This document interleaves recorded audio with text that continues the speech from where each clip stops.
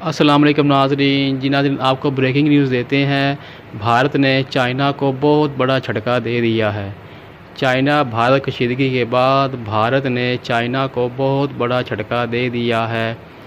بھارت میں چائنا کی ایپ ٹک ٹاک پر پابندی لگا دی گئی ہے۔ ناظرین آپ صحیح سن رہے ہیں، بھارت نے چائنا کی ایپ ٹک ٹاک پر پابندی عائد کر دی ہے۔ بھارت نے چین کو بہت بڑا جھٹکا دے دیا ہے۔ دنیا بھر میں ٹک ٹاک استعمال کرنے والوں کی تعداد 95 کروڑ ہے۔